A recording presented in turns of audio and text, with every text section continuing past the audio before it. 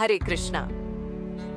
प्रिय भक्तजनों, आज हम जानेंगे पौष मास की पुत्रदा एकादशी के बारे में। पौष मास की एकादशी क्या है, इसका महत्व क्या है तथा इसकी कथा क्या है। तो आइए सुनते हैं पौष मास की एकादशी की कथा। धर्मराज युधिष्ठिर कहने लगे कि हे भगवान, आपने पौष कृष्ण एकादशी अर्थात सफला एकादशी का महात्म्य बताकर बड़ी कृपा की। अब आप कृपा करके मुझे पौष माह के शुक्ल पक्ष की एकादशी के विषय में भी बतलाइए। इस एकादशी का क्या नाम है तथा इसके व्रत का क्या विधान है, इसकी विधि क्या है, इसका व्रत करने से किस फल की प्राप्ति होती है और उसमें कौन से देवता का पूजन किया जाता है। कृपया यह सब विधान पूर्वक कहिए। भगवान श्री कृष्ण बोले, पौष माह के शुक्ल पक्ष में आने वाली इस एकादशी को पौष पुत्रदा एकादशी कहा जाता है। इसमें भी नारायण भगवान की पूजा की जाती है। विधि पूर्वक इस व्रत को करना चाहिए। इस चर और अचर संसार में पुत्रदा एकादशी के व्रत के समान दूसरा कोई व्रत नहीं है। इसके पुण्य से मनुष्य तपस्वी, विद्वान और लक्ष्मीवान होता है। इसकी मैं एक कथा कहता हूँ, सो तुम ध्यान पूर्वक सुनो। भद्रावती नामक नगरी में सुकेतुमान नाम का एक राजा राज्य करता था। उसके कोई पुत्र नहीं था। उसकी स्त्री का नाम शैव्या था। वह निपुत्री होने के कारण सदैव चिंतित रहा करती थी। राजा के पितर भी रो रो कर पिंड लिया करते थे और सोचा करते थे कि इसके बाद हमको कौन पिंड देगा।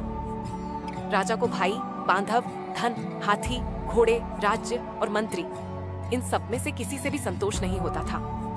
वह सदैव यही विचार करता था कि मेरे मरने के बाद मुझको कौन पिंडदान करेगा। बिना पुत्र के पितरों और देवताओं का ईरण मैं कैसे चुका सकूंगा। जिस घर में पुत्र न हो उस घर में सदैव अंधेरा ही रहता है। इसीलिए पुत्र उत्पत्ति के लिए प्रयत्न करना चाहिए। जिस मनुष्य ने पुत्र का मुख देखा है वह धन्य है। उसको इस लोक में यश और परलोक में शांति मिलती है, अर्थात उनके दोनों लोक सुधर जाते हैं। पूर्व जन्म के कर्म से ही इस जन्म में पुत्र, धन आदि प्राप्त होते हैं। राजा इसी प्रकार रात दिन चिंता में लगा रहता था। एक समय तो राजा ने अपने शरीर को त्याग देने का निश्चय किया, परंतु आत्मघात को महान पाप समझकर उसने ऐसा नहीं किया। एक दिन राजा ऐसा ही विचार करता हुआ अपने घोड़े पर चढ़कर वन को चल दिया तथा पक्षियों और वृक्षों को देखने लगा। उसने देखा कि वन में मृग, व्याघ्र, सुअर, सिंह, बंदर, सर्प आदि सब भ्रमण कर रहे हैं। हाथी अपने बच्चों और हथिनियों के बीच घूम रहा है। इस वन में कहीं तो गीदड़ अपने कर्कश स्वर में बोल रहे हैं, कहीं उल्लू ध्वनि कर रहे हैं। वन के दृश्यों को देखकर राजा सोच विचार में लग गया। इसी प्रकार आधा दिन बीत गया। वह सोचने लगा कि मैंने कई यज्ञ किए, ब्राह्मणों को स्वादिष्ट भोजन से तृप्त किया, फिर भी मुझको दुख प्राप्त हुआ। क्यों? राजा प्यास के मारे अत्यंत दुखी हो गया और पानी की तलाश में इधर उधर फिरने लगा। थोड़ी दूरी पर राजा ने एक सरोवर देखा। उस सरोवर में कमल खिले थे तथा सारस, हंस, मगरमच्छ आदि विहार कर रहे थे। उस सरोवर के चारों तरफ मुनियों के आश्रम बने हुए थे। उसी समय राजा के दाहिने अंग फड़कने लगे। राजा शुभ शकुन समझकर घोड़े से उतरकर मुनियों को दंडवत प्रणाम करके बैठ गया। राजा को देखकर मुनियों ने कहा, हे राजन, हम तुमसे अत्यंत प्रसन्न हैं। तुम्हारी क्या इच्छा है सो कहो।